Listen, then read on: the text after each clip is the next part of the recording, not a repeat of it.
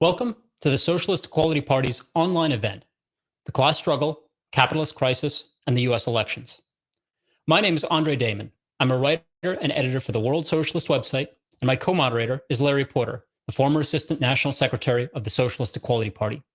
Larry is a senior member of the SEP who has been in the Trotskyist movement for more than 50 years. He comes from a working-class background and has worked as Chrysler, now called Stellantis, in the 1970s. Our panelists this evening are Joe Kishore, the Socialist Equality Party's candidate for president, Jerry White, the candidate for vice president, and Tom Hall, a writer for the World Socialist website on labor issues. This discussion is being live streamed on X, Facebook, Instagram, and YouTube. If you'd like to submit a question for our panelists, please leave a comment on any one of these feeds or in the Discus chat on the event live stream page at socialism2024.org/live. We encourage everyone to leave a comment telling us where you're listening in from. With less than 3 weeks till the 2024 presidential election, workers in the United States face a sustained offensive by the capitalist class against jobs and living standards. With 33,000 Boeing workers on strike, the company announced this week that it is laying off 10% of its global workforce, or 17,000 people. Targeting one of the most militant auto plants in the country, Stellantis has announced the layoff of 2,450 workers at the Warren Truck Assembly plant in the Detroit suburbs. Even as the stock market hits record after record, the labor share of economic output has hit the lowest level in 3/4 of a century. While workers' real wages remain at the level they were 5 decades ago, the wealth of the world's richest man has gone from $50 billion in 2010 to $270 billion today. And as the Biden administration funnels trillions of dollars into its military buildup and wars all over the world, the working class is being told that it must bear the cost of these wars. The ruling class has declared the peace dividend over and that workers must bear the burden of war. My first question is for Joe Kishore. It's now less than 3 weeks till the 2024 U.S. presidential elections. Kamala Harris claims that the Biden presidency has been a bonanza for workers, with millions of new jobs created and Midwestern cities like Detroit booming. Donald Trump asserts that American workers have been getting robbed by immigrant workers, who are the source, he claims, of widespread economic distress. What is the reality now confronting the American and international working class? First of all, thank you, Andre and Larry, for hosting this discussion. With 3 weeks, less than 3 weeks to the election, there are two issues which are really dominating, although they're not being seriously discussed in the election itself. One is the escalation of war abroad, and the second is the escalation of the war on the working class at home. And these two are very much interrelated, as we will discuss today.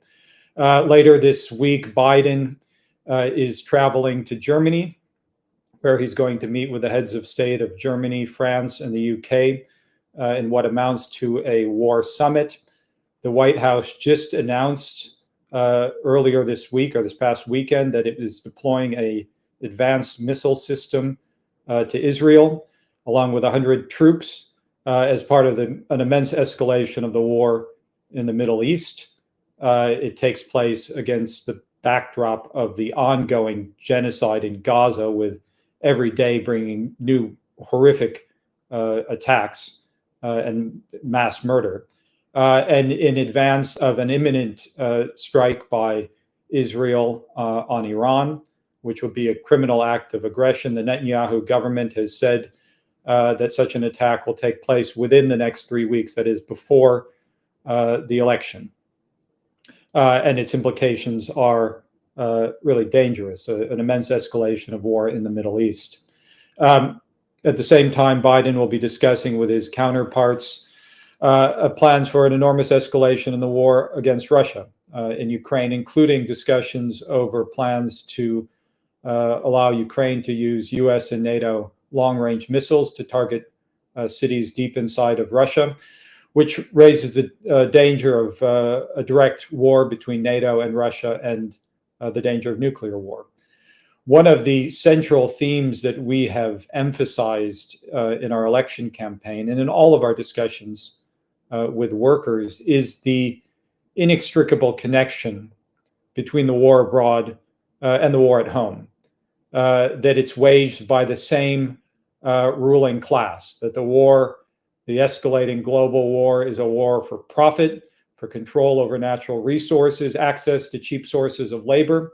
And that same ruling elite is waging a vicious war on the working class within the United States. And in the election, you have two parties which represent different factions of the corporate and financial oligarchy. You referenced Harris speaking about cities in Detroit. She was just in Detroit and she's promoting her so-called opportunity economy, which in fact means an economy, an economic policy which is dictated by Wall Street and the corporations.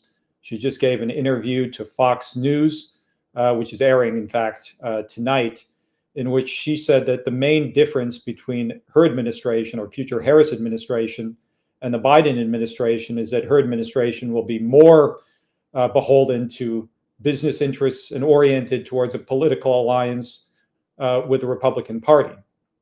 On the other hand, you have Trump, who's escalating his fascist demagogy.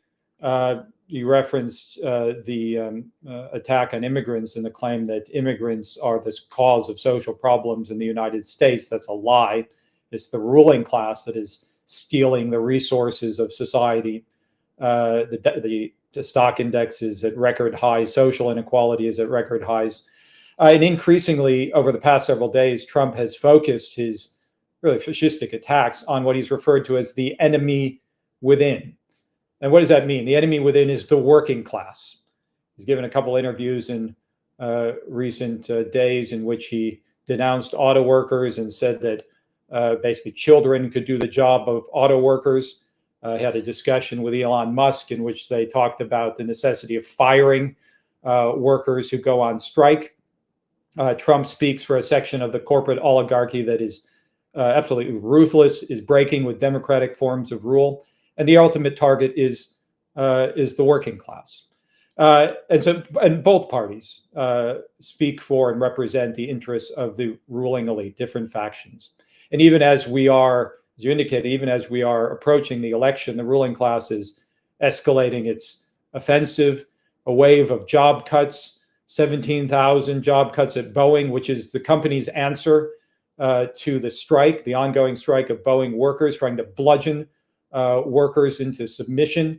15,000 job cuts from Intel announced this week globally, which is part of an escalating jobs massacre in the tech industry. Stellantis, not far from here in Warren Truck Assembly, just laid off more than 2,300 workers with the connivance and complicity of the UAW apparatus. They are going on a rampage against the working class in the United States. And there is not a single social problem that can be dealt with without a frontal assault on the wealth and privileges of the capitalist oligarchy. The reality of American society.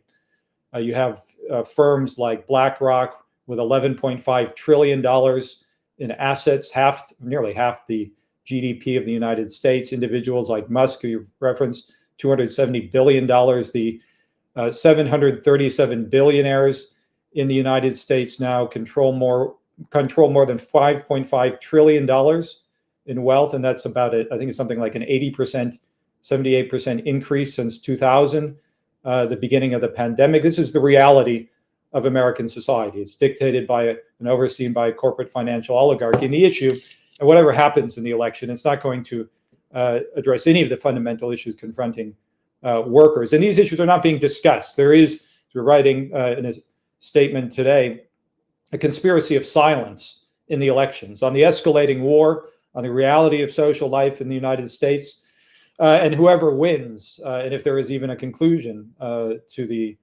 elections, it's not going to resolve the issues confronting the working class. The fundamental issue in the fight against war, the fight against the attack on jobs and living conditions, the defense of democratic rights, is the development of the class struggle, which is the theme of the discussion this evening. The development of a movement in the working class, one that breaks free from the control of the corporatist trade union apparatus, and one which is animated and led by a program and perspective which is targeted at the root cause, which is capitalism. We are seeking to develop in our election campaign precisely such a movement, to develop an understanding within the working class that the issue is building a political movement to take power. The working class must take power, the expropriation of the expropriators, the seizing of the control of the gigantic corporations, and the fight against capitalism and for socialism. That's the aim of our election campaign. Thank you very much, Joe. That was a very interesting, very comprehensive explanation. I have a question for Tom. Tom is our writer on labor issues. As Joe was just explaining, the attack on the working class abroad is a part of the attack on the working class at home. Last week, the Biden administration announced that it is sending U.S. troops to Israel to support a looming strike on Iran. Maybe you can explain to us, how is the war policies of the U.S. government connected to the attacks on the working class domestically? Well, I think when you say that there is an intimate connection between the policies of war abroad and the attacks on the working class at home, that is not just a slogan which we are employing, but that is actually how the ruling class sees it. I mean, as far back as 2022, and in fact, this was a document which summed up shifts in strategic thinking in the ruling class over many years. The Biden administration published a national security strategy document which declared that, quote, the Biden-Harris administration has broken down the dividing line between domestic and foreign policy. Now, it's clear at this point that Washington is fully prepared, and in fact is preparing for a massive new war with Iran. This is a war which, frankly, would involve inevitably, in the logic of such a conflict, would involve the level of mobilization in this country which has not been seen since the end of World War II, especially when one considers that the policy towards Iran itself is part of a broader policy, a global policy, which is also intimately bound up with the years-long conflict with Russia, which is also being escalated, as Joe mentioned. And all of this is seen as a prelude to a war in the near future focused on the South China Sea and Taiwan with China, which is seen as the main rival of the United States. So what they're talking about here are wars which cannot be waged without a full-scale mobilization of the entire society. Now, I think that has to be the basic framework in which the domestic labor policy of the Biden administration has to be seen. Of course, everybody knows, or at least those who've paid attention to what the Biden administration has said over the past 4 years, that it calls itself the most labor-friendly president in American history. But what they really mean by that is that they are working hand in glove with the trade union bureaucracy in order to suppress the growing wave of opposition, which has, again, grown tremendously over the course of the past few years, driven by both the pandemic and its social and economic consequences, and also to suppress deep opposition to war, which inevitably must be paid through massive levels of exploitation in the working class. The trillions of dollars which are wasted on war ultimately come out of the wealth which is exploited out of workers. The Biden administration has made this policy fairly explicit in a number of major statements. In July, shortly before he went to a NATO summit, Biden went to the AFL-CIO headquarters, where he called the trade unions his domestic NATO. In other words, he sees the trade union bureaucracy as an essential part of foreign policy. He has also been, at several points, utilizing historical analogies to the so-called arsenal of democracy, which, for those who don't know, this is essentially the propaganda name for the wartime mobilization of American industry during World War II. Now, a major element in that policy was a no-strike pledge, which the union bureaucrats in then the AFL and the Congress of Industrial Organizations, the CIO, imposed on workers throughout the course of the war. And of course, this was bound up with the fact that American capitalism was not waging war against Germany and Japan in defense of democracy, but for the domination of American capitalism over the globe in the aftermath of the war. Of course, this is also bound up with the internment of Japanese American civilians throughout the course of the war. And of course, the criminal policies carried out in the war itself, including the dropping of atomic bombs in Hiroshima and Nagasaki. Anyway, I mean, just that, I think that is the political and historical context in which we have to see this. Now, we've had, obviously, over the course of the past several weeks, a major eruption in the class struggle in industries which are considered, and really are, essential from the standpoint of the military-industrial complex. We have, of course, the Boeing strike, which is just entering into its 5th week, involving 33,000 workers, mainly in the Seattle area. While they mainly produce civilian airliners, Boeing, of course, is a major defense contractor producing bombs and airplanes, which are being used to attack civilians in Gaza. And there was also the recent East Coast dock strike, which involved 45,000 workers. Now, the intervention of the Biden administration in all of these is designed to ensure the continued operation of supply chains, which are seen as critical to the war effort. That is why the Transportation Secretary, Pete Buttigieg, as well as Acting Labor Secretary Julie Su, were dispatched to shut down the East Coast dock strike after 3 days. This is painted as a major victory, which, by the way, it's nothing of the sort. They don't even have a contract, just a 90-day extension. And the big issue, which is the question of automation, has not even, if they're to be believed, they haven't even really begun talking about this.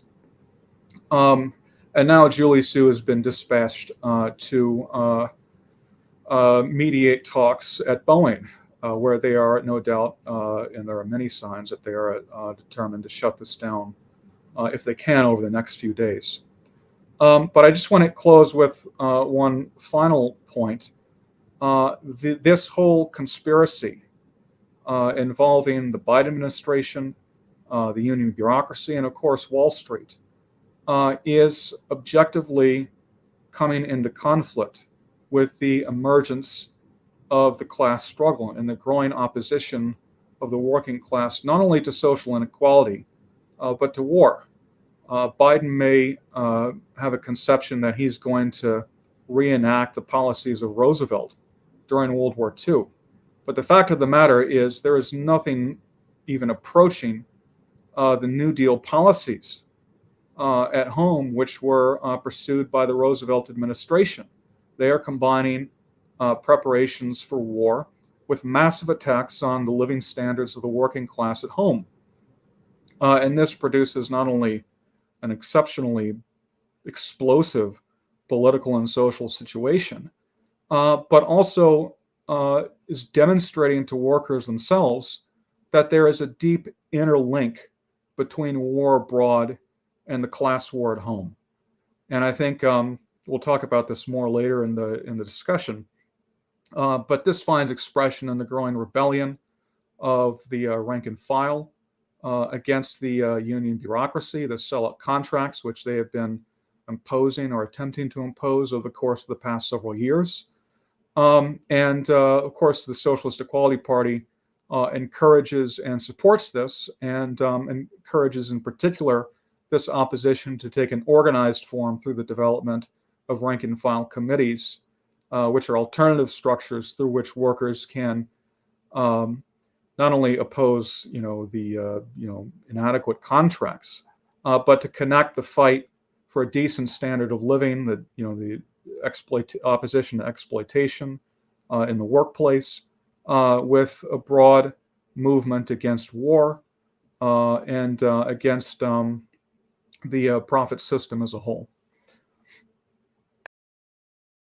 I'd just like to switch over to ask a question to Jerry, because he was in Seattle. He went to the Boeing strike. I'd like to ask Jerry, what are the conditions of workers at Boeing? I mean, they've now been on a strike now for, I think, 2-3 weeks. They voted down a contract that the union brought to them. Why is the strike? Why are these workers so angry? Well, actually, the strike began on September 13th, so it's now over a month, and it did emerge not by the actions of the trade union bureaucracy, the International Association of Machinists, but by a movement from below, by rank and file workers who voted by 95% to reject a contract brought back by the IAM, which completely abandoned the workers' chief demands. And that was for very, very significant pay increases, 40% or more, the restoration of pensions, which were stolen from these workers in 2014. And certainly the company has sought, with the assistance of both corporate controlled parties, to impose the crisis, which Boeing management brought about themselves by cutting costs on safety, in defiance, by the way, of the demands of workers themselves. But the corporation is seeking to put the cost of that disastrous methods, which led to the deaths of hundreds and hundreds of passengers, but to put it squarely on the backs of the workers. And they also thought they could try a trick that they did several years back when they got rid of the pensions, and that was to hire many younger workers on the eve of the contract and dangle a large signing bonus before the workers, and hoping that the youngest workers would just accept the signing bonus. What actually happened the last time was, after accepting the signing bonus, many of those young workers lost their jobs. This time around, the younger workers are very much at the forefront of this struggle. And the workers we spoke to, they explain why. Housing costs in the Seattle area, where Boeing is centered, are impossibly high. Rents of $3,000, mortgages, massive mortgages. Young workers have been hired in to build airplanes at $20 an hour. So these workers have rebelled, and the efforts of the union bureaucracy and the Biden administration to impose another contract on these workers thus far has been very broadly resisted by workers. It's very significant. The management, when the workers rejected the contract, management issued a statement to its investors referring to the, quote, disconnect between the union leadership and the rank and file. The Wall Street Journal also just recently had an article pointing to the fact of the Textron strike in Wichita, Kansas, other strikes that are taking place, which are taking the form of a rebellion against the pro-company and pro-war union bureaucracy. So in this struggle, the Socialist Equality Party is fighting to assist the workers in developing rank and file committees in which they have the decision-making power, and to break the isolation of this strike, because there are now many important struggles. There's a strike, a month-long strike by Marathon refinery workers in Detroit. Out in Jackson, Michigan, there are Eaton Aerospace workers, which is Eaton is actually a supplier for Boeing. There have been many other struggles. The Dakota workers voted down 4 contracts brought back by the UAW bureaucracy. But in every case, the union apparatus is seeking to isolate these struggles under conditions in which Boeing is going to is seeking a loan. What is it, Tom? Something like $25 billion. Wall Street is solidly behind Boeing to teach these workers a lesson. And yet the union apparatus is stringing these workers out on $250 in strike pay, trying to starve them back to work. But I just think that, just to conclude it, there is a growing recognition that there's a connection between the war abroad and the war at home, and that workers are being made to pay for this. There's massive cuts in the public schools. And when you explain to teachers that for example, in Chicago, where they're cutting $1 billion, talking about the shutting down of scores of schools, same thing is happening in San Francisco. When you say there's $1 trillion a year for war, and yet there's nothing for public education or pensions, there is a growing connection being made. And of course, we're fighting to develop a movement that quite consciously connects the fight against capitalist exploitation with a struggle against war. Well, this is a really critical issue in the campaign because, of course, the Biden administration has had two fundamental and overarching goals. On one hand, it sought to wage war all over the world, escalating the war against Russia, escalating the Gaza genocide and war throughout the Middle East. And its entire administration has been devoted to the suppression of the class struggle through the reduction of workers' wages in the aftermath of the worst part of the COVID-19 pandemic. The Biden administration has sought to get workers back on the job, back at work, and paying the lowest possible wages to free up as much money as possible for war abroad. And the campaign waged by Jerry White and Joe Kishore is absolutely critical in this regard. Throughout the election campaign, the Socialist Equality Party has fought to mobilize the working class against war, genocide, and attacks on workers' economic, social, and democratic rights. I want to encourage all of our viewers today to stay connected with the SEP's election campaign and join this fight. We urge all of you to sign up for our newsletter and text message list to receive important updates about our campaign, upcoming events, and the latest analysis of the global political situation in the 2024 US election. We are building a movement in the working class that stands against war, inequality, and capitalism. And this is how you can stay connected with us on a regular basis. If you're watching this broadcast on social media, make sure to go to socialism2024.org/updates to sign up for our email newsletter and text updates. Once you sign up for our updates, be sure to check your inbox to confirm your email so you'll receive our newsletters. You might need to check your spam folder if you don't see it. Again, you can sign up by going to socialism2024.org/updates and fill out the form to stay connected with our campaign. Larry, did you want to take the next question?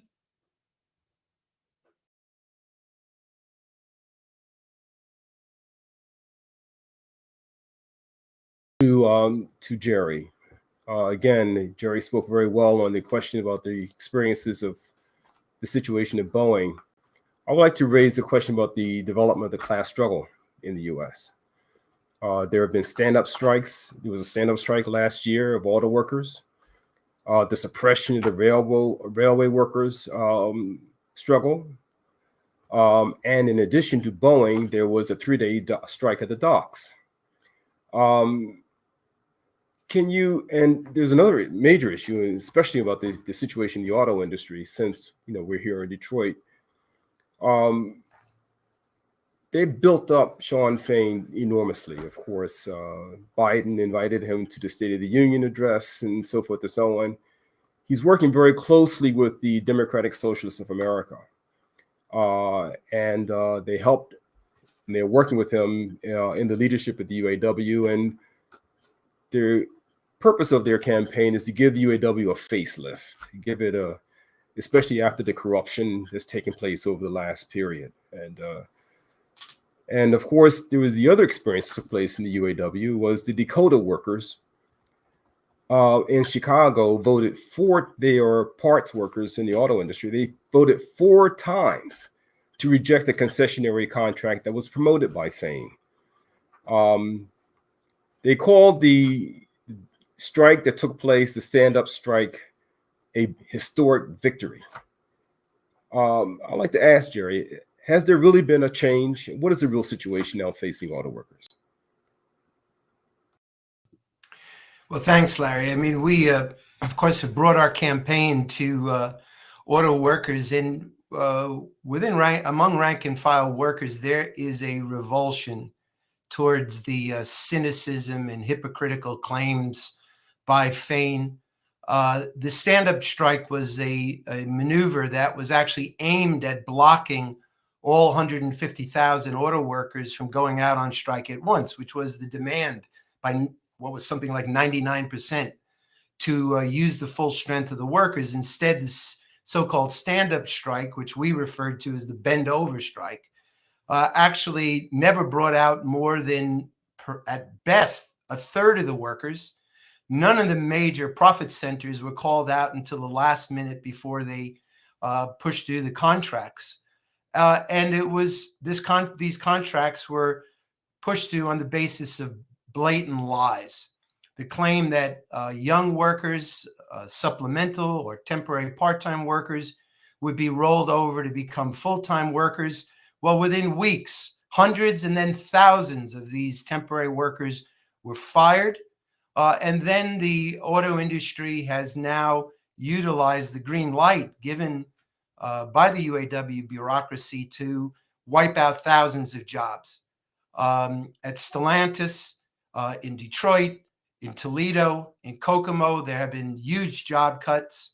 Fain is now involved in a completely bogus, another PR stunt called Keep the Promise, with the claim that this was a great, great contract, and it's now being violated by Stellantis. By the way, the White House weighed in today during the press conference in saying that Stellantis should keep the promise. So they are certainly working in tandem. But in fact, what this contract did, and the Biden administration is very concerned about the transition to electric vehicles, not because they care about global climate crisis, but they're concerned about competition with China, which is way ahead. And part of their wars are to control the global supply chains for lithium and cobalt, and a new struggle for the control of these supply chains. So the fact of the matter is that workers are coming into huge struggle. They've seen these mass layoffs. It is devastating, especially younger workers just starting their families, to have the rug pulled from out underneath them, to get a robocall telling you you're out of a job.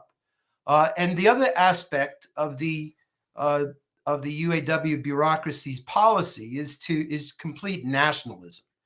That is to try to claim that the cause of the problems are, quote, foreign owners of Stellantis who don't care about American workers and are shifting products to Canada or to Mexico. That is the same old nationalist poison the UAW bureaucracy has used for decades in order to tell workers that you have to be competitive. Your enemy is overseas, and that therefore you have to collaborate with management to cut your own wages. And of course, not a single job has ever been defended in that manner. In fact, the UAW once had 1.5 million members. It now has something like 400,000 members. But the union bureaucracy's assets have increased through the control of corporate shares, seats on boards of directors, and so on. If I could for a moment, what we're fighting for is the development of an international counteroffensive of the working class, because these are global companies. And if I might, just for a moment, I'd like to read a couple of brief statements that we've gotten from auto workers from around the world, because this is a global attack. Stellantis, by the way, is cutting 12,000 jobs in Italy. This Friday, auto workers are going on a one-day strike. But I just wanted to read, if I could, just briefly, a message from a Mexican auto worker who says, "An injury to one is an injury to all, and a benefit to one is a benefit to all. Here in Mexico, we are the least to blame because of the different economic conditions of one country to another. At the end of the day, we are workers, and sooner or later, it is going to happen to us too. So I call for unity, for all of us to be one voice. We are with you. And another Mexican worker added, it is unfortunate that the American unions have not lifted a finger to stop the layoffs, arguing that to pressure the auto companies with a strike would require filing grievances. That's what Fain is saying. We first have to file grievances before you could call a strike. And the worker goes on, knowing already that the biggest grievance are the layoffs. On the other hand, we know that capitalism is focused on obtaining its juicy profits based on cost reduction. And then finally, if I may, an Italian Stellantis worker wrote to us today, in the United States, a new form of trailblazing is taking place with what Stellantis is doing, and that will be exported here. They are studying a new socio-political method, a new form of corporate policy, because the union bureaucracy is such a brazen partner. It's that collusion that took place with Marchionni, the former CEO who bribed the UAW officials. They pretend to clean up the union leadership, then the one that comes in is even more capitalist than the one before. Therefore, I tell you, we are looking at the United States because this form will certainly be brought here, and a lot of it depends on how the working class will respond to this shameful attitude of the pseudo-unions. And then he concludes, internationalism today is a fact. Big finance is very united, very cohesive. They do not discriminate between themselves when it comes to money. Sooner or later, this awareness will have to be born among us workers too, but it's not easy to combine. To do this, there must be a social and political culture of self-sacrifice. Internationalism is fundamental. If the enemy you have to fight is already international, you also need to become international. And of course, that is why the International Committee of the Fourth International, the World Trotskyist Movement, took the initiative of founding the International Workers Alliance of Rank and File Committees, and why we fight among workers in every country to unify the working class as a global force against war, against the race to the bottom, and against the threat of dictatorship and fascism. Well, wow, it's very important, Jerry. Thank you very much. I would like to ask Tom if he would like to add anything to what Jerry just raised. Well, I think the contribution from the Mexican auto worker points to the fact that this is a universal process, which we're discussing. I mean, the developments in the United Auto Workers are not simply the result of a few bad apples in this particular union, but flow from the entire character of the union bureaucracy.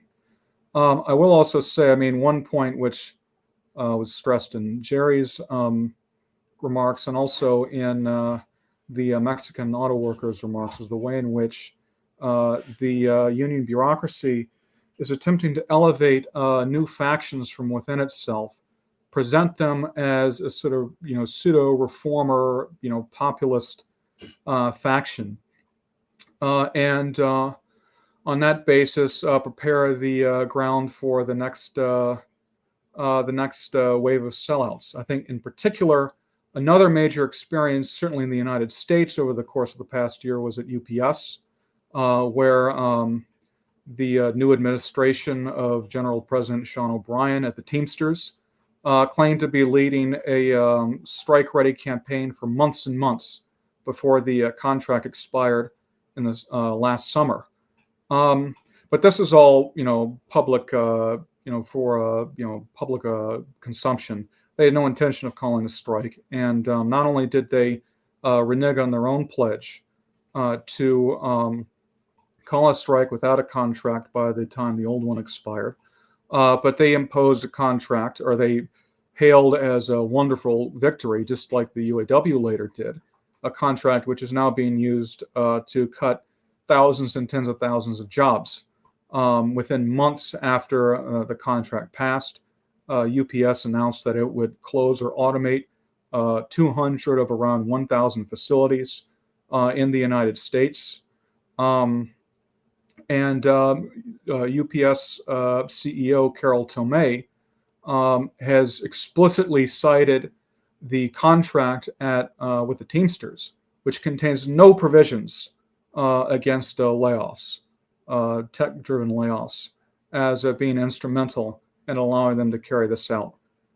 Again, this is also a global issue. I think in particular in the logistics industry, the post offices around the world are facing massive cuts. In Britain, Germany, Canada, the United States, I mean, there are massive cuts, including rural letter carriers who are having their pay, and they basically work on a piece rate, having their pay cut by $10,000 to $20,000 a year in many cases. And this is part of a restructuring called Delivering for America. But all of this is being done with the active collaboration of the union bureaucracy. I would also add, by the way, I mean, Sean O'Brien was hailed by the pseudo-left when he took office, and actually even before that, during his election campaign, as this wonderful militant reformer, a friend of the rank and file, even a left-wing figure. As a matter of fact, this was a gangster who was hated by Teamster members in his home region in New England. And now he has revealed himself to be an acolyte and supporter of Trump in the extreme right. And this is who they built up over the course of many, many years. But I think the struggle at UPS, the auto industry, in the post office, there's the machinations of the bureaucracy, but there's also the growing opposition from the rank and file. We're seeing, first of all, a massive growth in readership from workers at these workplaces for the World Socialist website, but also workers are beginning to take action themselves, develop rank and file committees, which are affiliated with each other on a world scale. I would also say, there are postal worker committees in something like 5 countries, including the United States right now. This is a global fight. So I agree very much with the points which were made by the brother from Mexico. I think this is an absolutely essential requirement of the class struggle in the 21st century. It has to be based on an international strategy, and not on making the national section of the capitalists competitive in the rivalries and conflicts abroad, which is the orientation of the bureaucracy.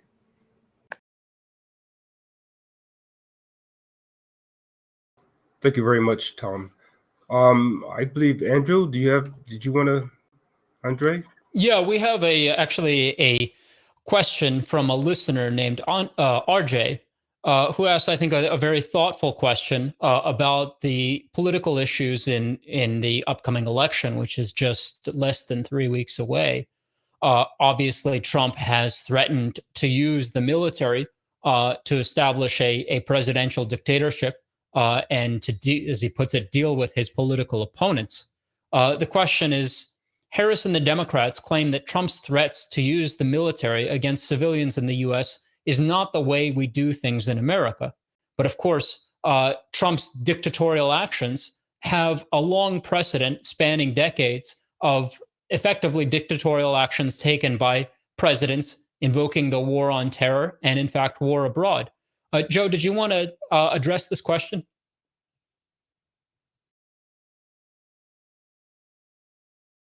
Joe, I think you may be muted. Sorry about that. Well, first of all, in relationship to the class struggle, the American ruling class has a long history of the utilization of the police, of the National Guard, against the growth of opposition in the working class, going back to the railroad strikes and the Haymarket frame-up of the late 19th century through the use of the National Guard against strikers in Minneapolis Teamsters strike, and of course, the Flint sit-down strikes, through the utilization of the police in the coal miners strike. The coppers miners strike of Phelps Dodge. Of course, the coal mines, the strikes were often very violent and pitched battles against the state. So, and the whole, Biden often repeats the line, well, there's no place for violence in America. America is a country which has a history of really bloody class violence and the violence of the state. Of course, the violence of the state abroad and the violence against the working class at home. Of course, Trump's statement about utilization of the military, he said, this was in reference to, this was an interview with Maria Bartiromo, in which he said that the real threat, even beyond immigrants and refugees, is what he referred to as the enemy within, and he referred to radical leftists and socialists. And he said that it would be necessary, if there were protests and demonstrations, to utilize the National Guard, even the military, a threat of military dictatorship, and directed, as I was raising earlier, above all at the working class, at any opposition to the policies of the corporate and financial oligarchy. So this is I would make 2 points about this. One is that it doesn't come out of simply Trump's head. There is an extended process, as you were alluding to, of the crisis of American democracy, which we, the Socialist Equality Party and the World Socialist website, have been analyzing for some time, going back to, in particular, the Clinton impeachment, the theft of the 2000 elections, following that, the war on terror, which was utilized to, of course, wage war abroad in Iraq and Afghanistan, at the same time carry out an unprecedented attack on democratic rights within the United States. Many of those, by the way, and I'll come back to this in my second point, but many of those that Harris is now championing, Republicans and defense officials and CIA leaders as championing, as backing her campaign, were very much involved in this. The so-called war on terror, the institutionalization of torture as an instrument of state policy. Above all, perhaps the figure most associated with that is Dick Cheney, who's now backing Harris. But there's been an extended process of the attack on democratic rights, the collapse of democratic forms of rule in the United States. Obama, the drone bomber in chief, who initiated the practice of assassinating American citizens without due process, Guantanamo Bay. There is an extended process, and this has reached something of a culmination now. But Trump is giving expression to that, and it does express a dangerous threat to the working class. The second point, though, that I think is critical to emphasize is the Democratic Party has really enabled this. I mean, its response to the coup 4 years ago, the January 6th coup, Biden's initial statement was, well, we need a strong Republican Party. They've covered up, in fact, the significance of the attack on democratic rights.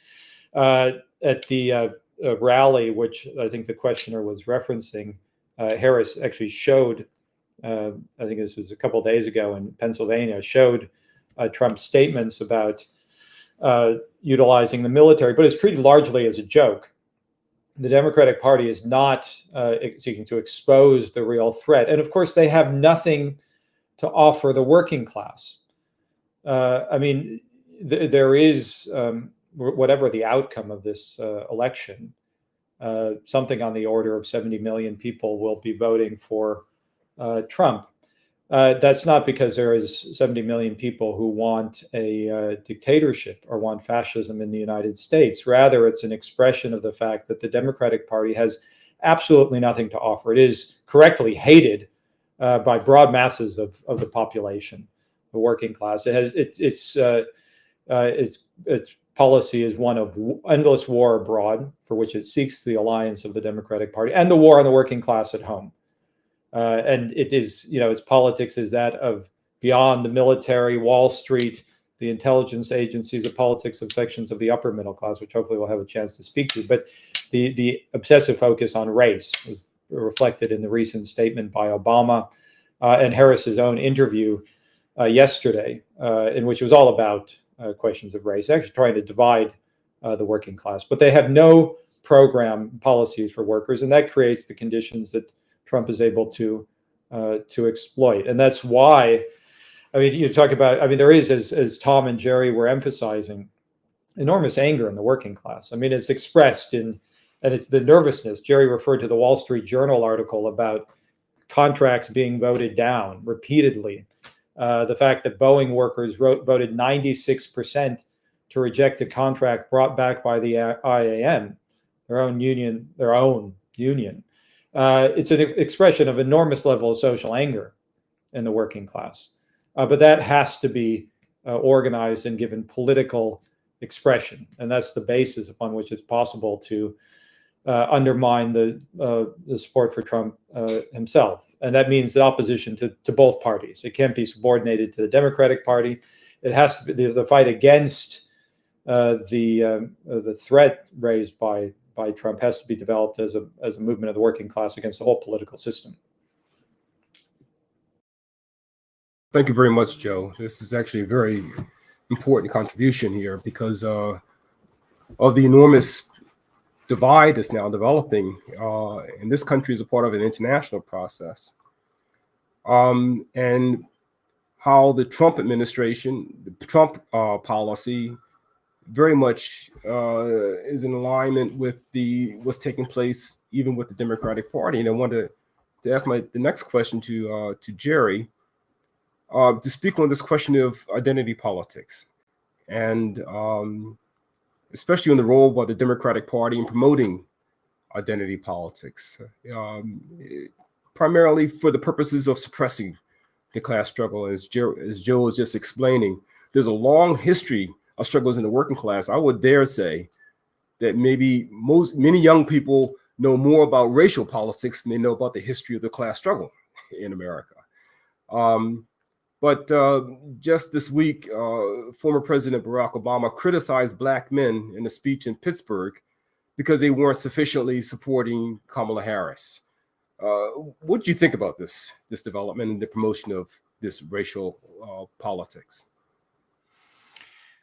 Well, of course, Obama, who's I think worth something like $70 million, is wagging his finger at young working class African Americans and saying you're against women if you're not voting for Kamala Harris, and you should get off the couch and get off your cell phones and vote for Harris. I mean, the fact is this demonstrates the immense chasm between this affluent upper middle class and bourgeois layer and the broad masses of workers. I can tell you, when you go to the factories at Sterling Heights or Warren Truck, where there are plenty of young African American men and women, they're not affected by such arguments. They see the endless wars.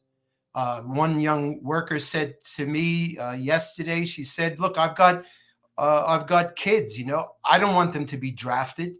And then, of course, the fact that you're losing a job and your sole source of income is being taken away, and some of these are single parents, and the whole political establishment, the Democratic Party establishment, is completely contemptuous of the working class. Larry, I think you certainly have a lot of experience. You were a Chrysler worker and also a member of the Workers' League, the precursor of the Socialist Equality Party in the 1970s. And there were many, many organizations that sought to claim that Black workers could resolve their problems through getting more Black managers, getting more Black CEOs, getting more Black mayors. And of course, after the explosion in 1967, the urban uprising, the most explosive in all of America, which was caused primarily by class issues. The fact that the corporations were beginning to move out of Detroit to try to get out of the higher wages. Workers had fought for the highest standard of living in America in Detroit. The fact that the Vietnam War had completely undercut the Democratic Party's policy of social reform. Guns and butter was not viable. But after that explosion, the heads of the big three auto companies, Walter Reuther, the Democratic Party, presented the solution to masses of workers, minority workers in black capitalism. And of course, that has not solved any of the problems. In fact, it makes no difference to a worker if the policeman that beats him up or murders him is black, or whether the corporate CEO is black, or whether the mayor or the president is black. But perhaps, Larry, you can address these issues as well. Well, frankly, I was one to the party in opposition to the whole ideology of black nationalism, and it was explained to me in a very early age.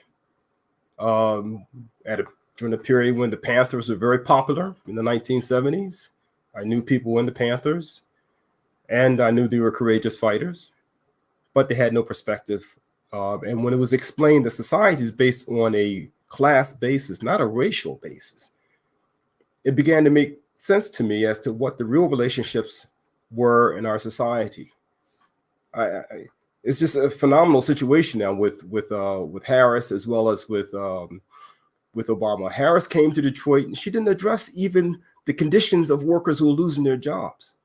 The conditions today in Detroit are worse than they were in 1967 when the riots took place.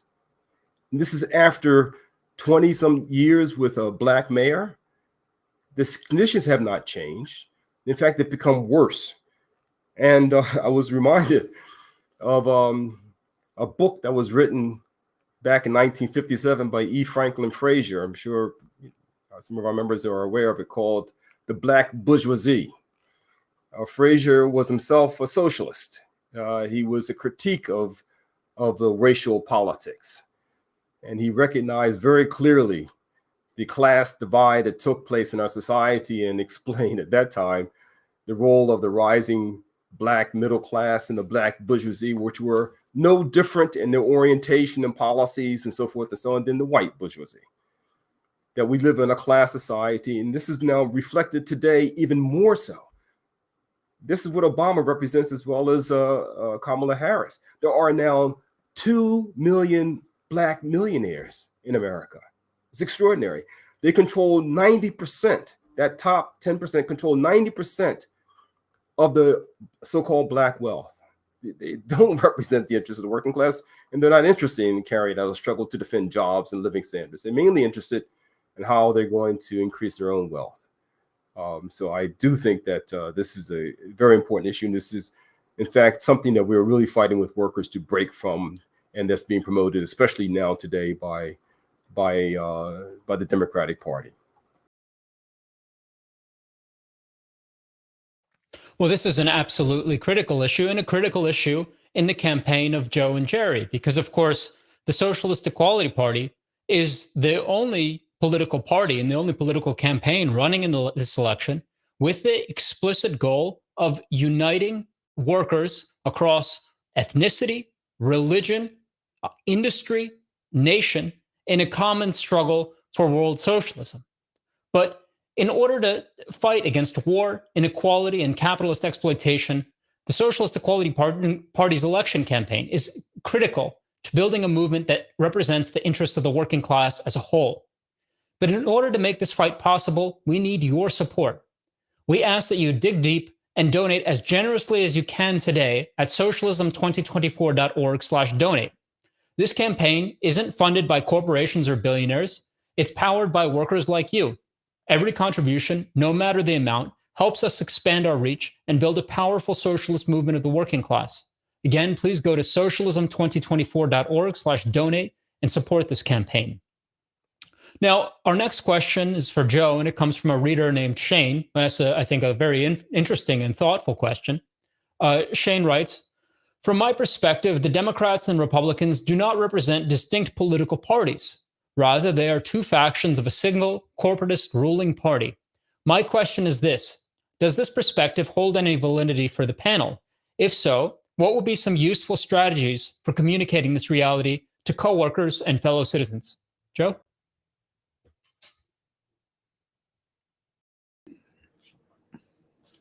Well, I would say that the Democrats and Republicans represent the interests of different factions of the same corporate and financial oligarchy.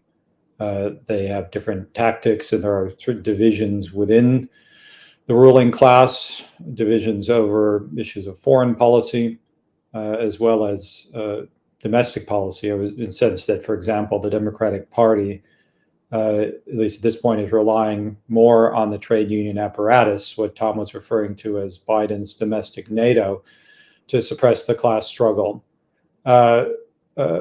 while Trump is advocating a move towards direct dictatorship. I would say, though, that these are relative distinctions rather than absolute distinctions. There is no section of the ruling class which defends democratic rights.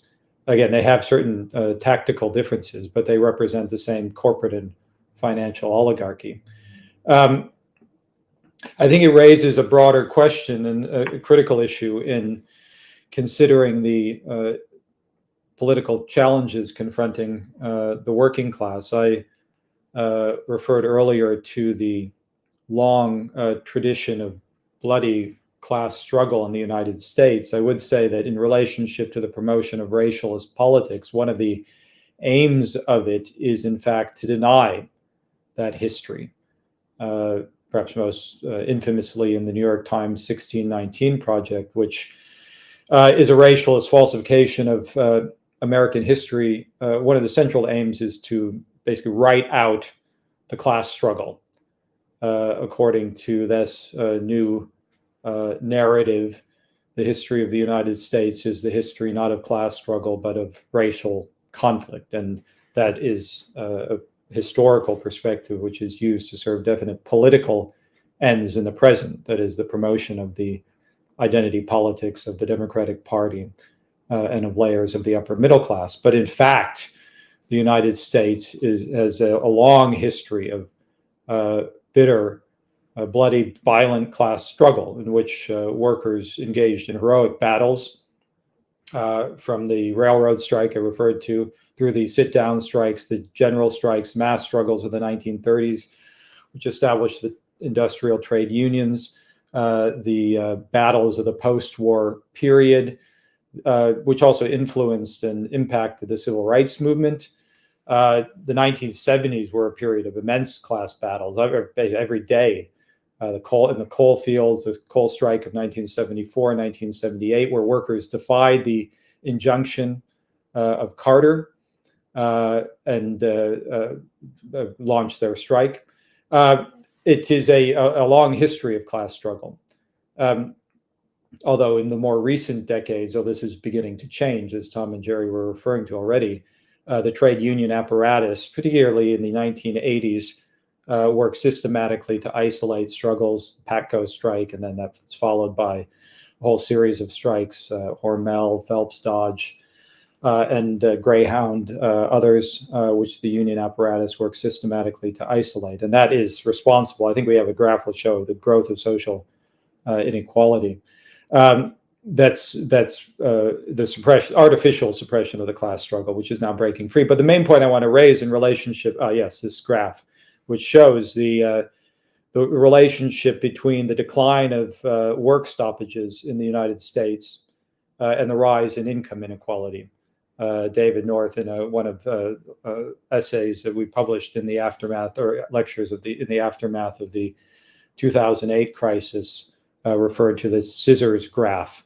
This is showing the rise in inequality and the collapse of strike activity as a result of the role of the trade union apparatus, which in the 1980s particularly developed its corporatist relations, integrated itself into corporate management. This was also one of its response to globalization, bankruptcy of its nationalist perspective. But it worked, and this is what we see with Fain and others today. This is the product of this absolutely corrupt criminal apparatus, which they make $200, $300, $400, $500, sometimes more $1,000 a year for the officials that populate it, even as workers are getting poverty level wages. They live in a different universe. But the main point I wanted to make here is that there's a long history of class battle, but the Achilles heel of the American working class was always the question of establishing its, or not, a failure to establish its political independence. particularly historic, from the Democratic Party as it developed, the emergence of the industrial unions in the 1930s, the AFL-CIO, which worked to subordinate the working class to the Democratic Party, and therefore to capitalism, and the failure to therefore develop a political offensive against the capitalist ruling elite, which necessarily is a fight for socialism. That is, that the real content of the class struggle can only be realized in a political fight, in a fight against the capitalist system itself. The working class was subordinated to the Democratic Party by the union apparatus, and then, in the course, as they're referring to, the systematic suppression as the trade union apparatus integrated itself into corporate management. In our program of the Socialist Equality Party, which we passed in 2010, we stressed that we said that the change in objective conditions will lead American workers to change their minds. We emphasized that the objective cause or the objective source behind the American exceptionalism, or the absence of the development of a political movement in the working class, the subordination to the Democratic Party, was the strength of American capitalism, the post-war period in particular. That was a period of the rise of American capitalism on a world stage, the dominance of American imperialism throughout the world, over the world capitalist system. And that, as I said, the change in objective conditions will lead American workers to change their minds. It has been decades of unrelenting assault. The last major social reforms were in the 1960s, late 60s, 70s. It's been an unrelenting assault on the working class, the decline in living standards. Each generation worse off than the generation before it. The American dream has become the American nightmare. And you see that in reality now. The issue, though, of development within the working class of a political offensive, a political conception. Now, there's a lot of political confusions. I referred to the fact that the Democratic Party basically lost the working class. Broad sections of workers hate it justly. It's been half a century since the Democratic Party was associated with significant social reform. It's a long time since the Roosevelt New Deal and Johnson's Great Society program of the 1960s. It's the assault on the working class, the subordination of the working class to war, the endless diversion of resources.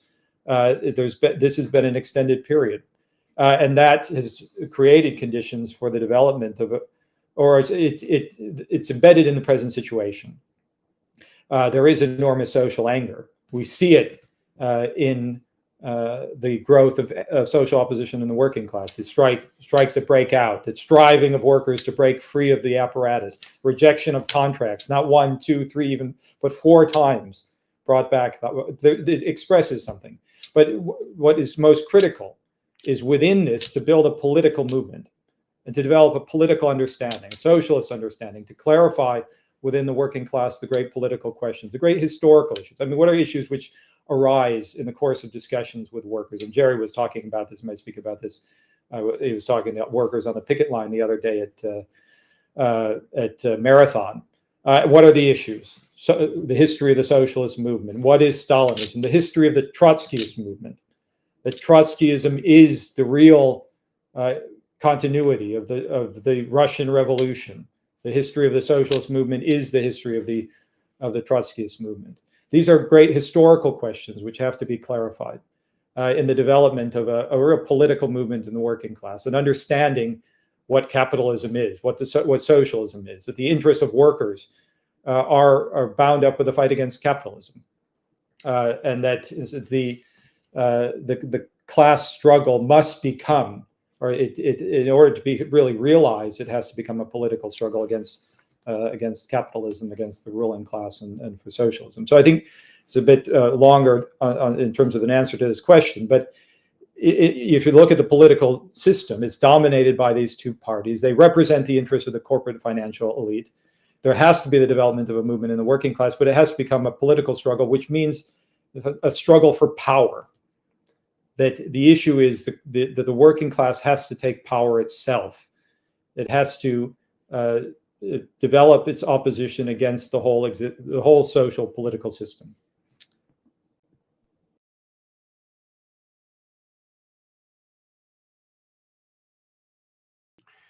Well, just to reply to the points Joe made, yes, on last Saturday we were at the Marathon Detroit refinery. The workers have been on strike for more than a month, and you are really struck by the openness to socialist politics. These workers and all workers know of the explosive social inequality. One worker referred to capitalism run amok. Another referred to politicians lining their pockets with war. Of course, they're oil workers, and they know intimately the connection between oil and war. But of course, the working class has been cut off from its own history. I mentioned to one striking worker, and they're members of the Teamsters, that the Teamsters became a mass organization through the Minneapolis General Strike, led by the Trotskyists in Minneapolis. He was not aware of that history. Of course, the union apparatus, both the United Auto Workers, of course, in the UAW, the Flint sit-down strikes were led by left-wing militants, socialist-minded workers. Those were purged from the unions in the aftermath of the Second World War. Even before McCarthyism, you first had the red baiting and witch hunting in the trade unions. And the unions were consolidated on the basis of a pro-capitalist, pro-democratic party policy. But of course, as Joe indicated, they had the advantage, the American bourgeoisie, of a post-war boom, and to promote anti-communism among workers under conditions in which there still was an American dream. So today, it's been 40 years of endless war against the working class, endless wars. There's a great interest. Now, of course, workers want to know what happened in the Soviet Union. If we take power, if there's a socialist revolution, will we have a bureaucracy again? What's going to stop that? And of course, the lessons of history, the question of the Trotsky's struggle for internationalism against Stalin's program of socialism in a single country, what gave rise to the bureaucracy within the Soviet Union, as Trotsky referred to, the gendarme of inequality, the policeman of scarcity. These are critical questions, but there is an openness. There is a great interest. And of course, it's only the socialists who are genuine socialists in our party that are explaining these issues. But I think we're seeing more and more an intersection between the strivings of the working class to assert their own class interests and the leadership of our party and the perspective that we're fighting for. Well, thank you very much, Jerry and Joe. I mean, both explanations, I think, begin to address some major historical and political issues now facing the working class. I would like to ask Tom a question. On May Day in 2021, the International Committee of the Fourth International began an initiative to found the International Workers Alliance of Rank and File Committees. Perhaps you can speak more on this initiative and the fight for rank and file power. In this context, perhaps you can also review the experience of Will Lehman and his campaign for president of the UAW in 2022. I know this is a big topic, but this is a very important issue because I think workers are beginning to look for alternatives. Well, I'll try and put this as succinctly as I can. I think when workers enter into struggle as they are now, one of the most immediate problems which they encounter is that they have this bureaucracy within the trade unions, which is deliberately and systematically acting to frustrate their initiative, to isolate them, to impose contracts favorable to the company. The unions, which workers in an earlier period looked to defend and increase their standard of living, function essentially as dictatorships, which are controlled lock, stock, and barrel by management and corporate boardrooms, as well as by the two capitalist parties, especially the Democrats. And the basic challenge which workers confront in developing an independent response, which is capable of answering the attacks of the ruling class and making significant inroads against inequality and exploitation, is the development of organizations which they actually control democratically, and which are based on a strategy not of accepting whatever crumbs management is willing to part with, or of defending so-called domestic or American companies against foreign rivals, but what workers urgently need, and on mobilizing the immense political power and political and social power of the working class.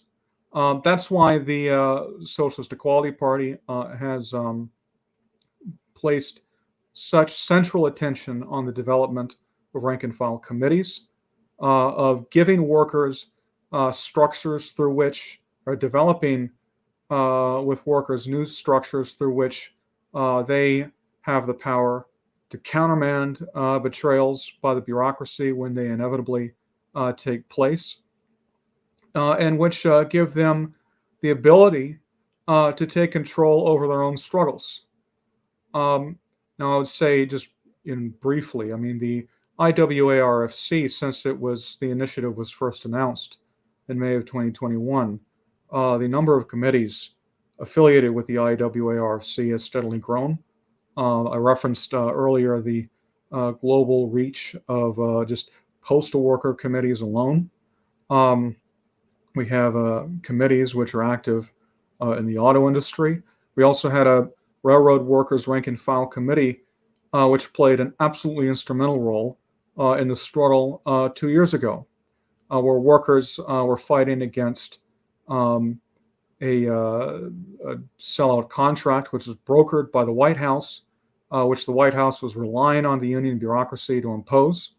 And when workers voted that down, the White House ultimately intervened directly to rip up their basic right to strike. But the Railroad Workers Rank and File Committee was the only organization which was consistently stressing the need for workers to develop the independent initiative, to prepare themselves for a fight not just against the railroad managers, but against the White House and both parties. And the role of the committees internationally has been essentially the same. Now, on the question of Will Layman, I spoke earlier about the maneuvers within the bureaucracy to try and reinvent their public image, create the impression that they are, yielding to rank and file pressure, that they are, beginning to self-reform. The UAW has really been ground zero for that. And I would add to that the role of groups like the Democratic Socialists of America in acting as advisors to the union bureaucracy and carrying out this maneuver, or these maneuvers, has been absolutely central. I mean, the DSA is effectively in the leadership, effectively leads the UAW, as well as other major unions across the United States, the teachers union in Chicago and Los Angeles. In Chicago, they also control the mayor's office through Brandon Johnson, where they are preparing to carry out massive cuts to education. And this is very much directed deliberately at upholding the authority of the bureaucracy and of preempting an independent movement of the rank and file. Will Layman ran in the election on a very different program. He ran on a basis of not reforming the apparatus from within, but of calling for workers to dismantle the bureaucracy. The bureaucracy had to be abolished, not reformed, and new organs of power, which workers actually controlled, rank and file committees, had to be put in their place in order to prepare the ground for a genuine struggle. Connected to this, I mean, Will Lehman also ran openly as a socialist. He explained very clearly and consistently that the fight in the auto industry was inseparably connected with the general struggle of the working class against the capitalist system, against the profit system in general, and the development of a revolutionary program and movement within the working class. Will was able to gain a substantial hearing in spite of really extensive attempts to, not just attempts, but there was massive irregularities. And in fact, Will still has a lawsuit against the Department of Labor over this question. I mean, even though this was supposed to be this sort of democratic self-rejuvenation of the union apparatus, but in fact, this election was conducted on the basis of massive fraud. More votes, more ballots were returned as undeliverable than were actually cast. Many workers didn't even know that an election was taking place. And a major factor in the way in which this election was run was in order to prevent workers from learning and gaining access to the program that Will was running on. Now, I think that struggle was also, in the election, was also instrumental in preparing workers for the developments of the course of the next year with the so-called stand-up strike, all of these maneuvers. Again, I just want to reemphasize, I mean, the role of the DSA, Jacobin magazine, of this whole sort of pseudo-left, these agents within and around the Democratic Party is absolutely essential. At the Labor Notes conference in spring, Sean Fain, in the middle of actually a very warmongering speech on the arsenal of democracy, held up a book from Labor Notes, which he described as his Bible. The role of other figures, such as the late Jane McAlevey, who was essentially a union consultant on how to create the impression of democratic procedure while one is ramming through sellout contracts. I mean, this is absolutely central. But Will's campaign systematically exposed these maneuvers and pointed workers in the direction of a strategy to fight this. That there had to be an independent struggle, not to sort of wait and see what the bureaucracy will do, but that workers had to take the initiative. And of course, this is a struggle which continues. The experiences of the past 3 to 4 years have played a tremendous educative role in the working class. I would say, in particular, I mean, the role of the railroad struggle as well. Really was, I mean, the fact that Biden was compelled, I mean, the collapse of the attempt to pass the contract through the bureaucracy, and the fact that they had to move openly to impose the contract was really disastrous for the whole political credibility for the Biden administration itself. And workers are beginning to draw conclusions, but it's really the enormous opposition and social anger which is pervasive in the working class has to take an organized and independent form. That is really the essential question.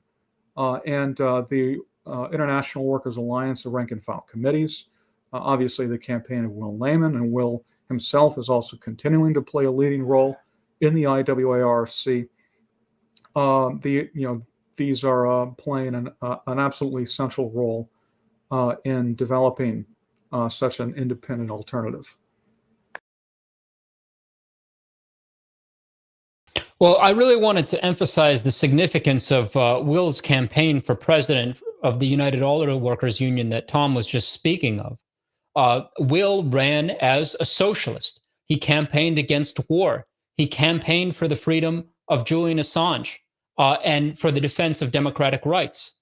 Will, unfortunately, can't join us, but earlier today, he recorded a video on the significance of the struggle for rank and file committees and on the significance of the election campaign by Joe and Jerry. So could we run that clip of Will? I'm Will Lehman. I work at Mack Trucks in Macungie, Pennsylvania, and in 2022 I ran for international UAW president on the platform of abolishing the bloated UAW bureaucracy through the building of rank-and-file committees that are composed of and controlled by workers, in alliance with the International Workers' Alliance of Rank-and-File Committees. All over the world, workers in the auto industry are facing a jobs bloodbath. 2,400 Stellantis workers were laid off last week at Warren Truck in Detroit. Another 12,000 Stellantis workers face the same fate in Italy, and VW is cutting jobs in Germany and Belgium. The impact of these cuts is brutal. Families will be separated, poverty and hunger will grow, and workers' lives will be destroyed. Auto industry CEOs, like their counterparts in other industries, are weaponizing automation, electric vehicles, and other new technologies, using them against workers in the race to cut costs and boost profits. Last year, workers at GM, Ford, and Stellantis in the U.S. voted overwhelmingly to strike. After decades of concessions, along with the pandemic and surging inflation, workers were eager for a real fight to win major improvements to our living standards. But the United Auto Workers bureaucracy worked closely with the Biden administration to sabotage the struggle. Under the phony reform president, Shawn Fain, the UAW apparatus imposed tiny stand-up strikes that let the companies continue running and churning out profit. The UAW, the White House, and the corporate media all declared that the Big Three contracts were historic wins, but that has proven to be a lie. The contracts gave the companies a free hand to carry out mass layoffs and firings, with temporary workers in particular being targeted. Workers are increasingly outraged over the ongoing fallout of the sellout contracts and are looking for a way to fight back. That is why the UAW bureaucracy is desperately trying to get ahead of a revolt. UAW President Fain has threatened a strike against Stellantis because it has delayed reopening its idle operations in Belvidere, Illinois. Fain has hurled insults at Stellantis CEO Carlos Tavares, who he criticizes as not being loyal to American workers. Fain's rhetorical attacks on Tavares as a foreigner are a nationalist diversion. The UAW bureaucrats are trying to distract from the fact that they are collaborating with U.S.-based corporations like GM and Ford to slash thousands of jobs. The fight against layoffs cannot be left in the hands of union officials, who have shown time and again that they are the agents of the corporations and the capitalist state. The problem is not individual union leaders. The union bureaucracies are institutions which have material interests of their own, and they have become totally unaccountable to the workers they claim to represent. At the same time as they're working with the companies to lay off workers, Fain and the UAW bureaucrats are going all out, in their own words, to get Kamala Harris and other Democrats elected. Fain himself operates as a de facto member of Biden's cabinet. The UAW has worked closely with the White House to suppress strikes and other struggles at companies which threaten to disrupt Washington's war machine, including defense industry plants where the UAW has members. Some workers see Trump as an alternative, since they are disgusted with the blatantly pro-war, pro-business Democratic Party and have seen their living standards plummet under Biden. But Trump is no alternative. He is a fascist demagogue. He represents sections of the ruling class who are prepared to establish a dictatorship in order to defend the interests of Wall Street. To cover up his real aims, Trump is using populist-sounding rhetoric. At times, Trump claims he will put a stop to the war in Ukraine, but Trump is no anti-war candidate. He continued all the wars of U.S. imperialism while in office. His differences with Democrats over foreign policy are ultimately tactical, over who American imperialism should prioritize going to war with, Russia or China. But the Chinese workers are not our enemies either, and neither are workers in Russia, Mexico, or elsewhere. Trump tries to make immigrants out to be the enemy. That's his rhetoric to distract workers from our real, common class enemy, the corporations that exploit us and the capitalist class that owns those corporations. It needs to be understood that the working class is an international class exploited all over the world by the same companies. Workers cannot advance our interests 1 inch by casting a vote for either Harris or Trump or any of the other Democratic or Republican politicians, all of whom represent the corporate financial oligarchy. The working class needs a political party that is intransigent in defending our interests. That party is the Socialist Equality Party. That's why I'm endorsing its candidates, Joseph Kishore and Jerry White, for president and vice president, and urge all workers and others watching this video to vote for them. We are living through an unprecedented crisis, and much more than votes are needed. Make the decision to fight back. Start a rank-and-file committee at your plant with the help of the International Workers Alliance of Rank-and-File Committees. And most importantly of all, join the Socialist Equality Party, the only genuine socialist and revolutionary political party. Thank you.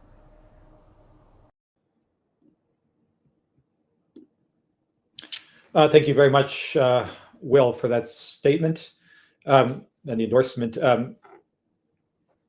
I would just emphasize that what Will raised at the end, this is an unprecedented crisis, and it requires, it's an unprecedented response in the working class, and the need to really develop precisely the type of movement that we are speaking about, a movement of workers to fight again for our rights, against the onslaught of the capitalist ruling elite, against the escalating war, and to fight against capitalism.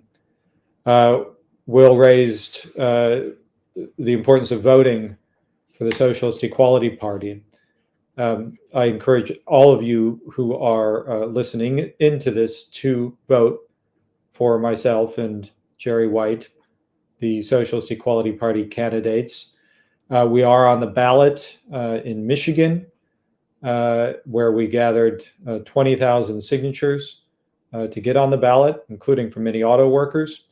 Also on the ballot in New Jersey and Washington. And we are on the, we have official write-in status in many states, and we're seeking to get write-in status in many more. You can go for a full list of where and how to vote to socialism2024.org/vote. I would just add, for those who perhaps are not familiar, the process of getting on the ballot in some states is just the level of anti-democratic measures aimed at keeping independent candidates off the ballot is extraordinary. In California, it's something on the order of 200,000 signatures, which are required to get on the ballot. The SEP campaign, as I said, is on the ballot. We successfully won and succeeded in getting on the ballot in Michigan, New Jersey, and Washington, which is major political victories. And we have write-in status in, as I indicated, several other states. So you can go to socialism2024.org/vote for information on how to vote. I would just so conclude with the point that Will made, that we want you to join, to get involved, to become active in this political fight, to build a socialist leadership in the working class.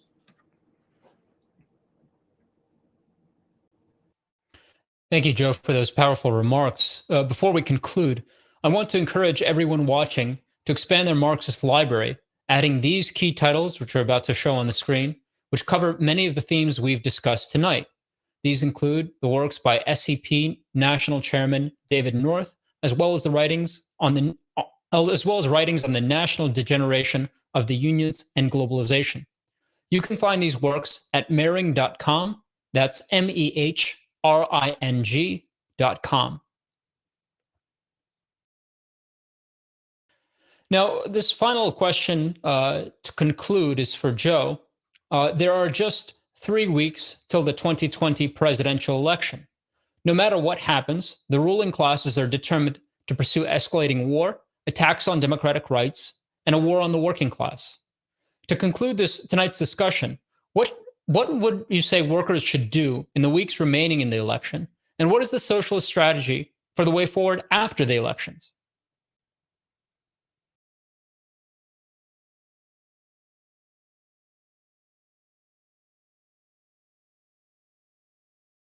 Joe, you may be muted.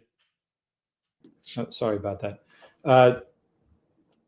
At the last meeting, last online meeting that we held last week, which was centered on the question of war, the conclusion stressed the necessity for the development of serious solutions to serious problems.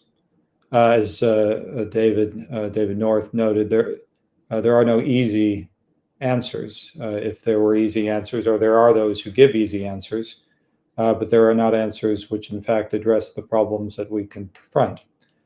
As we were discussing at the beginning of this meeting, the escalating global war, that was a subject of the discussion at the last week. It has come up, the question of the DSA. It should be emphasized again that the DSA and other organizations absolutely backed and still back the escalating US-NATO war against Russia.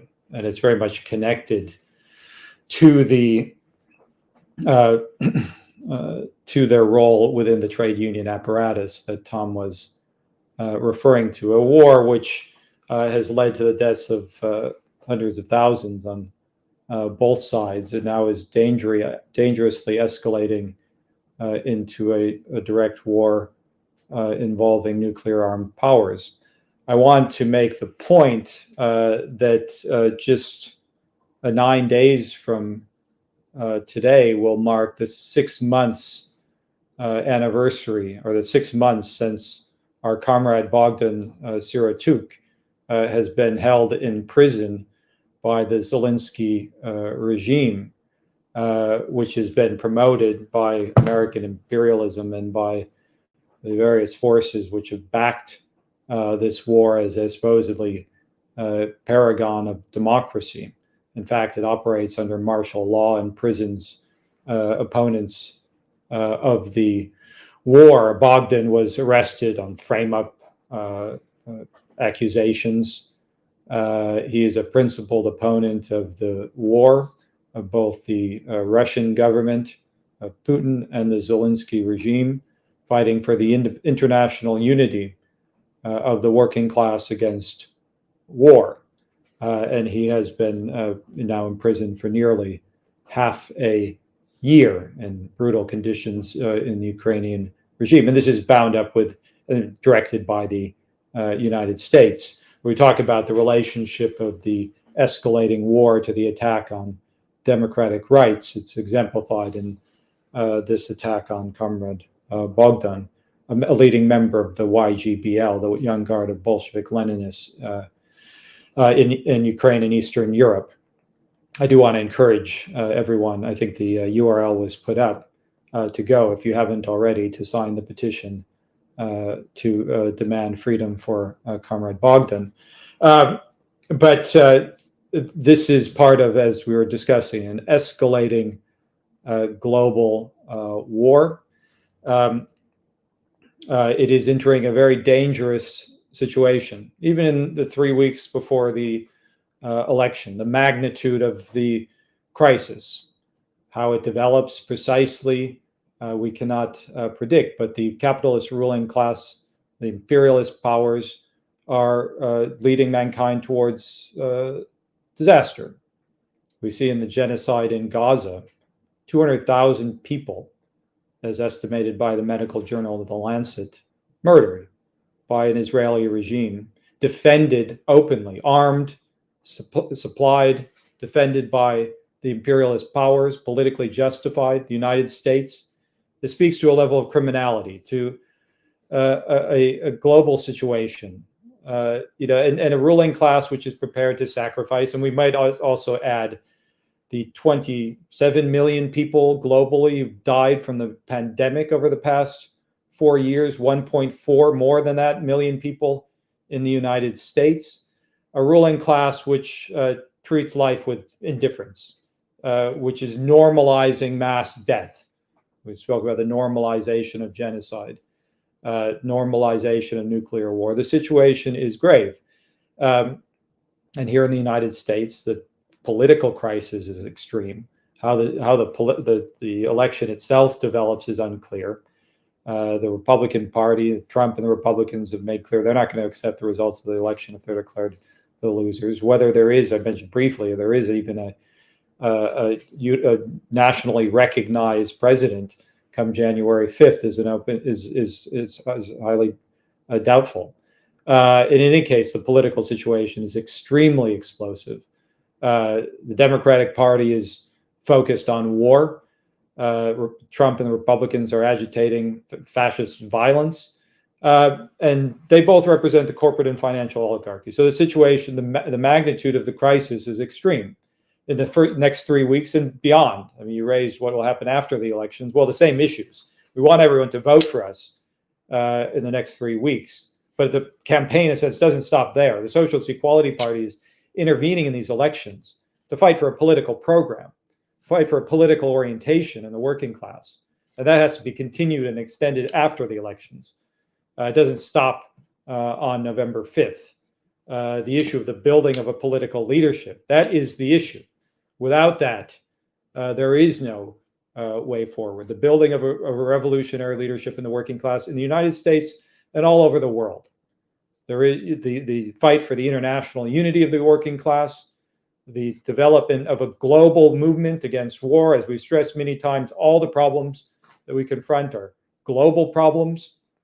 They can only be addressed on a global scale through the international unity of the working class against a bankrupt social and economic system, capitalism. And there's enormous social power in the working class. The theme of this meeting is the class struggle. And the working class in the United States and the international working class is an enormous social power. It produces everything.